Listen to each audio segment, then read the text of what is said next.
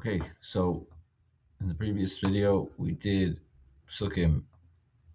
We did pasuk Aleph in Parshas Yisro, the very first pasuk. Now we're going to take a look at the next three pesukim, and perhaps if we have time, we'll look at the questions that I asked on the first pasuk. Not sure if I'll have time.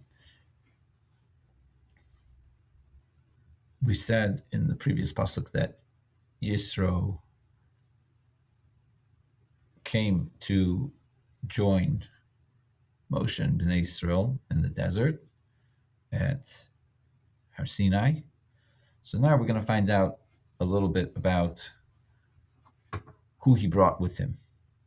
So keep in mind that we said in the previous pasuk that Yisro is the father-in-law of Moshe, which obviously means that his daughter is Moshe's wife, and also Moshe Rabbeinu had a couple of children with her. So those are the people that he's going to be bringing with him. But again, we're focused here primarily on translating pesukim, and if for some reason I feel like there's some extra information to share just because that's the type of information that's coming through my head, I'll share it with you. So the first phrase here is Vayikach Yisro. So once again, patterns, a vav in front of a verb. The verb here is the word lekach. So you got vav means and. It's going to be a vav hahipuch that's going to change the tense. The yud in front is he will, right? So once again, like we said in the previous video, there was no vav here. Yikach would mean he will take. Kach means take. The actual shorish, though, the actual root three letters is actually lekach. Like when you take lekach on as a honey cake, it's considered something sweet, which creates hamtakas hadinim, the sweetening of judgments, right? So in that time period during Tishrei, there's such an idea of taking lekach from a tzaddik. So anyways, Vayikach Yisro, and Yisro took. So again, the vav is and. It's kind of going va, and it's scaring this yud that normally is looking towards the kach, like it's looking forward to the action. He will take, or it will take, or it should take, or it would take. And the vav is switching that into the past, and he took. Now, who is the he? Who is the yud? Yisro. So you don't say, and he took Yisro. That's not what the pasuk is saying here. It's not saying that Moshe Rabbeinu or Hashem went and took Yisro, let's say, onto their side of a line. No, this is a phrase. And the Yud, which represents he, is who? The he is Yisro. So, and Yisro took. Now, this is not actually the end of the phrase, or what you would say the end of the sentence in English. It then continues with the description of who Yisro was, which I think should elicit some sort of question. Why do we have to say this again? So it says, Chosen Moshe. Chosen means, if you remember from the previous video, Chosen means the father-in-law of Moshe.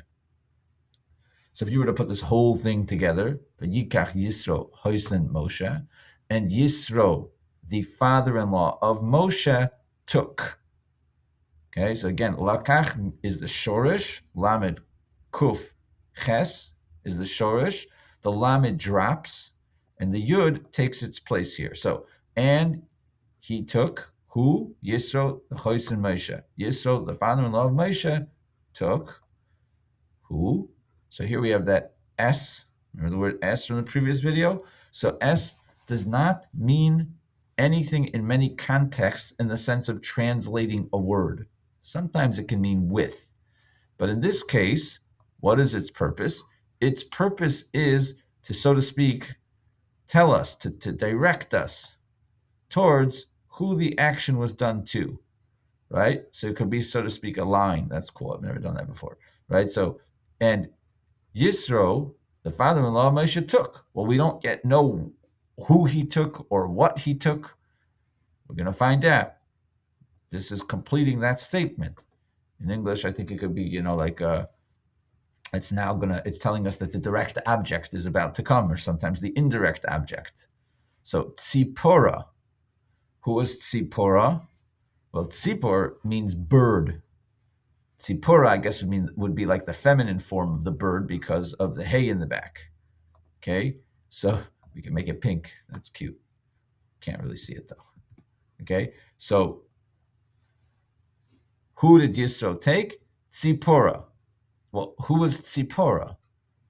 Eishes Moshe. Some of you that have experienced the Shabbos table know that we sing a song, Eishes Chayil. Did you ever wonder what Eishes meant? What is the word Eishes? What's this stuff in the back? So it's actually the word, the noun is Isha.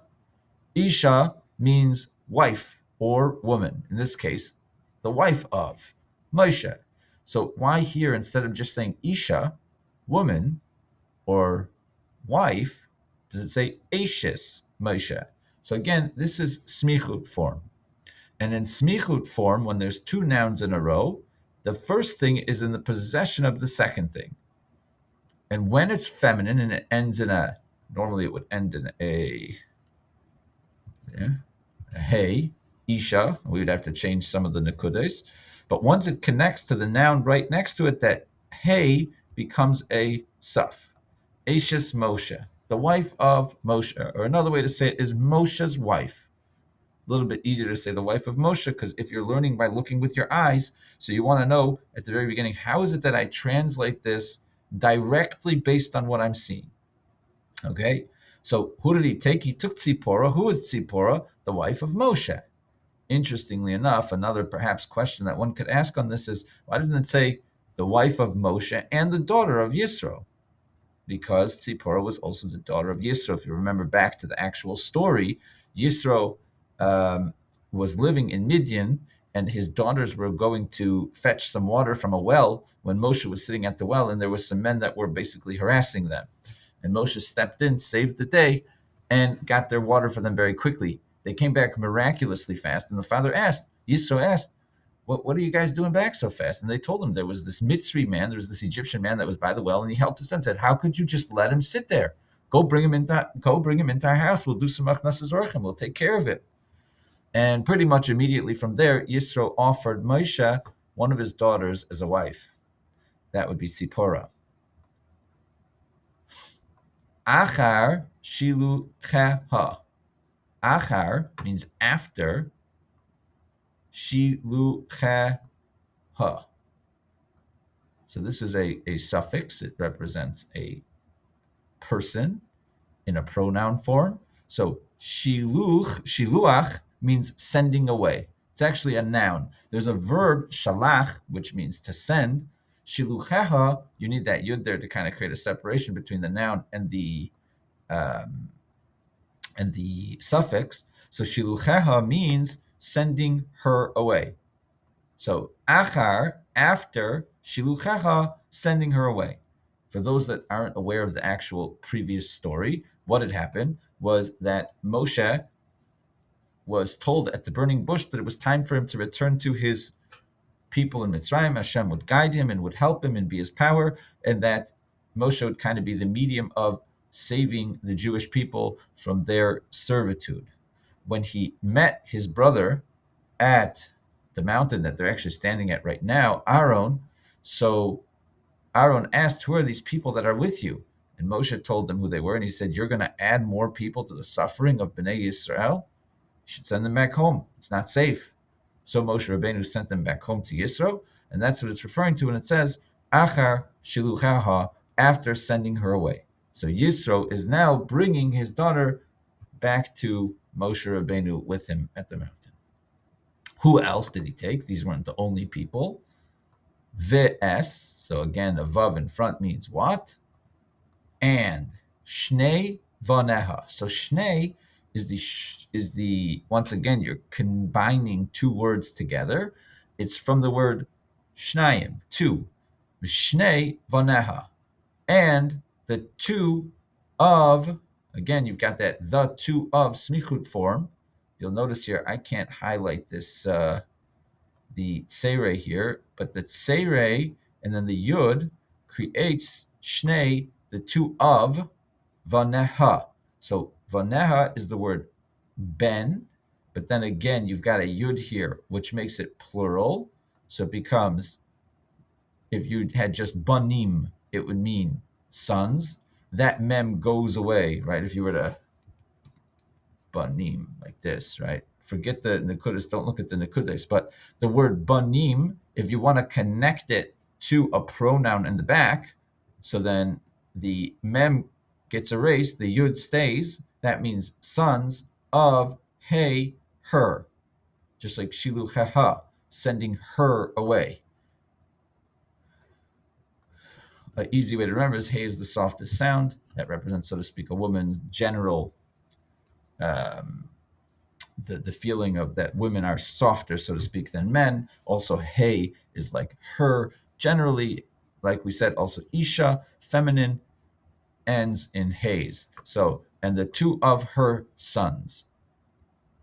Okay, that's also people that Yisro took. Asher Shem ha'echad, that Shem ha'echad, that the name of the one, literal translation, the name of the one, Shem Asher, that Shem, name, ha, the, echad, one, which practically means that one of their names is, but there are no nouns here, right? So it's important to see it for what it is, because you don't know what Mefarshim are going to say on it.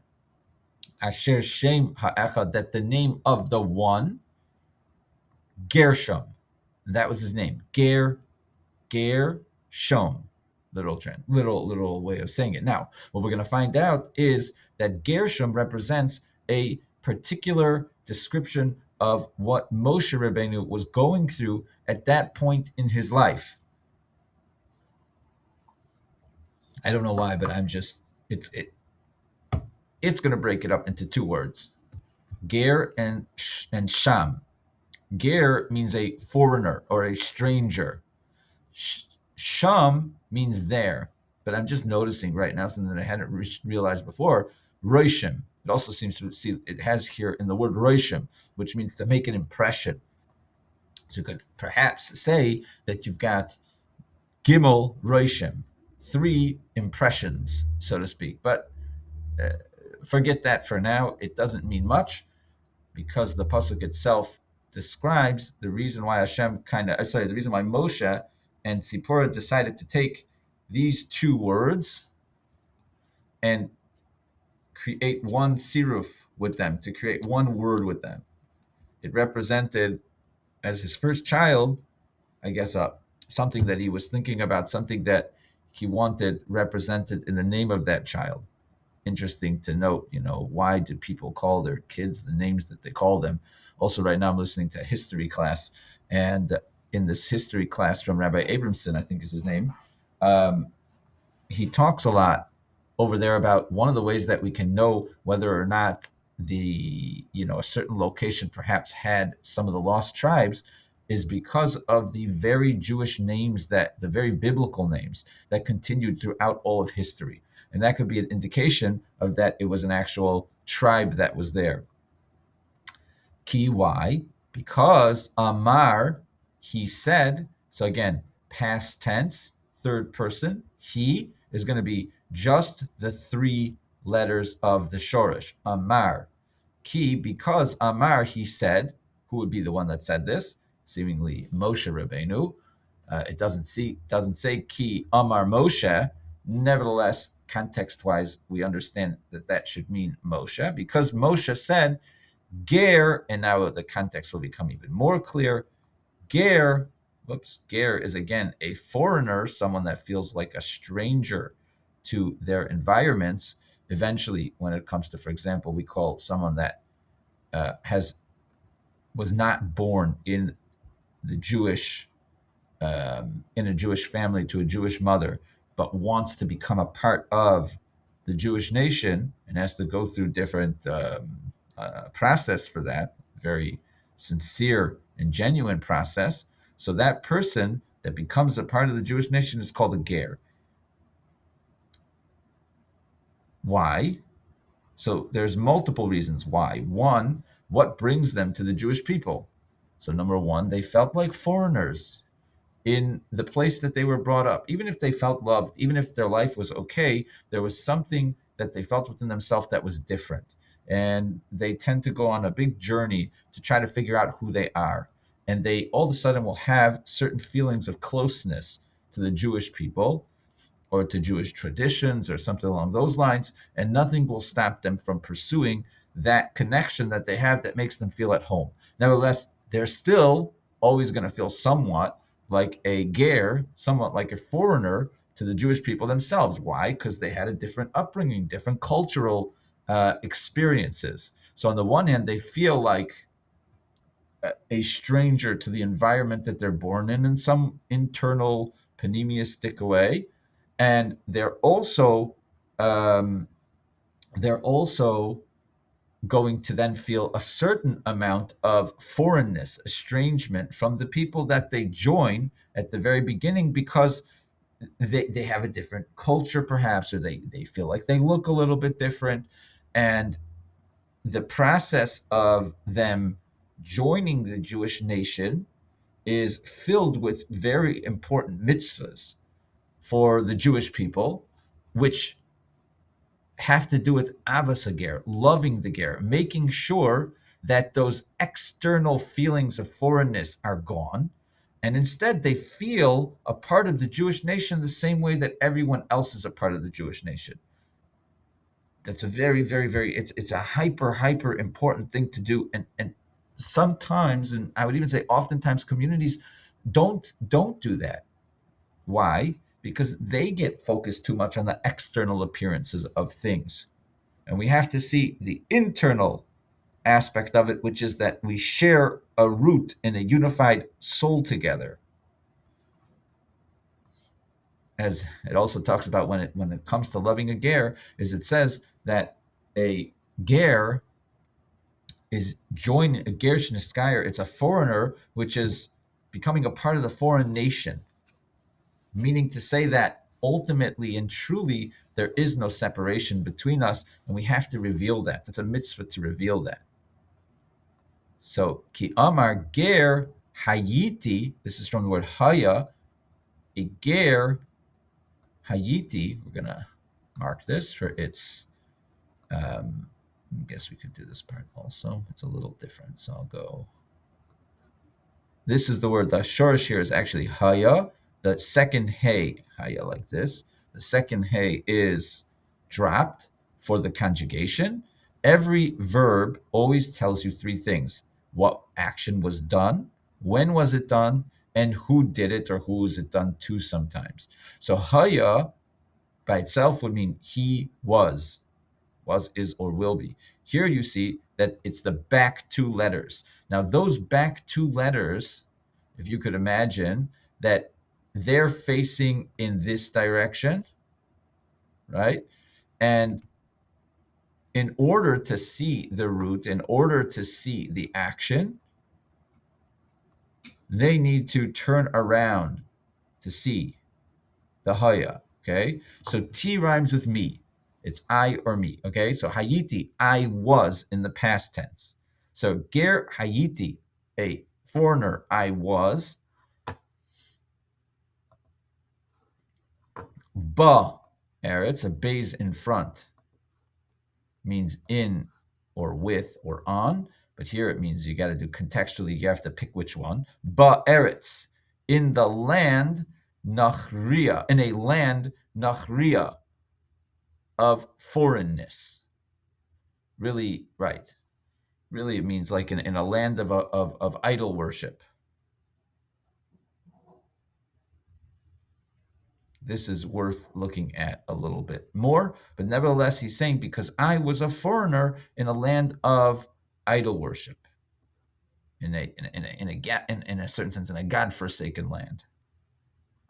Next son, vi, and shem ha'echad, the name of the one. Interesting again here that there is no actual action words here. There is no verb here. The Shema Echad Eliezer, and the name of the one, Eliezer.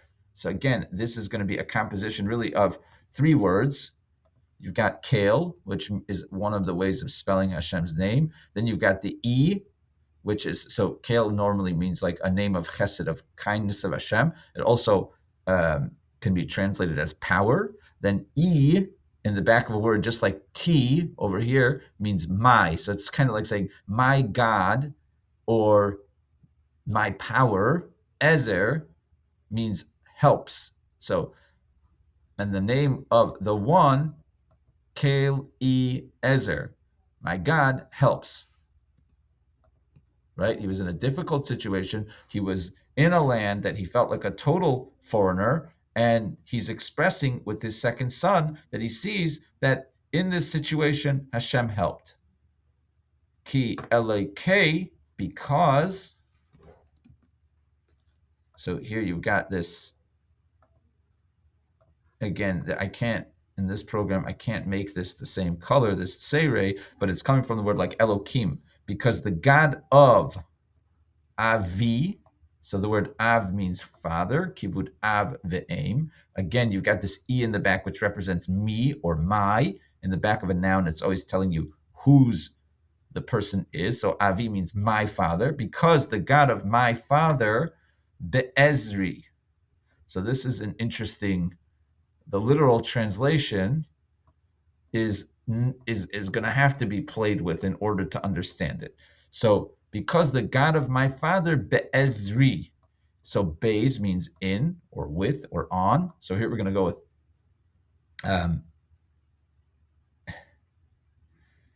in. Then you go one. First comes the Be'ez. Then comes the E in the back. In my Ezer, help. So, just like Eliezer, because the God of my father, Be'ezri, in my help, with my help. Meaning to say, because the God of my fathers was my help, but the literal translation is in my help. Was my help is the contextual idea of it, but in my help. Vayatzileni, so yatzileni, so okay, let's go one thing at a time. Ya, vav, and, again, it's going to flip the tense. Yud, he will without the vav, but it's going to be he in the past tense. Now, the actual shorach is netzel, but that nun drops. It's considered a soft sound. Then you also have in the back of it a suffix, not a part of the conjugation. So it's and he saved. Ni is like the E sound, the avi, the ezri, all these E's that we see at the back of the word. Ni is the similar type of an idea. And he saved me. May, from, mem in front is from. You could look at my videos to find out a quick overview of all of the prefixes. May cherev is a sword. Interestingly enough, we also have something called like the chorban, Beis Hamikdash, the destruction of the Beis Hamikdash. So I guess destruction and sword have some sort of a common root in Torah. May cherev paro, from the sword of Paro, or another way to say it, from Paro's sword. Again, once again, because you have two nouns in a row, which is Smichut form. So there you have the three pesukim. Vayikach Yisro, Eishes Moshe, and Yisro took. Wait, Eishes Moshe, it's one complete idea here. And Yisro, the father-in-law of Moshe, took as Tzipora, Eishes Moshe, the wife of Moshe. Again, tzipor is a bird, so the name is actually related to a bird. I wonder why. I hope that perhaps we could find some explanations to it. Acher shiluchaha, after his sending her away. You know what that sounds like, actually? It sounds like Shiluach Hakan, the sending away of the bird. Interesting, that mitzvah. The sending away of the mother bird is in order to have mercy upon her, that she shouldn't see that he is taking away, that the person is actually taking away the mother bird's children. Interestingly enough here, it's a similar type of a sending away as Shiluach Hakan, as the sending away of the birds that are the mother bird from the nest and her children, mercy for the children. Really, Moshe Rabbeinu's sending away was having mercy on her and her children, that they shouldn't be placed in such a traumatic and scary situation.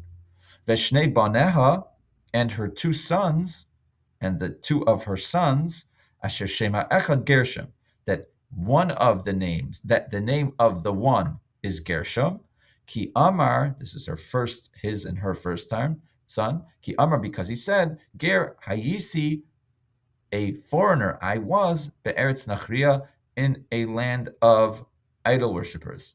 V'shema echad, and the name of the one, Eliezer, is Eliezer. Again, it's a composition of my God, Ezer, helps. Ki Eleke Avi, because the God of my father, Be'ezri, in my help, meaning to say, was my help, V'yatzileni mecherev Paro, and he saved me from the sword of Pharaoh. HaKadosh Baruch Hu, Matzilenu, mi'adam, and HaKadosh Baruch Hu saves us from people, or Hatzalah, right? Like in New York, there's Hatzalah, that's the Jewish organization that takes care of people. Oh no. Oh, we're good. Okay. So that is these two pesukim.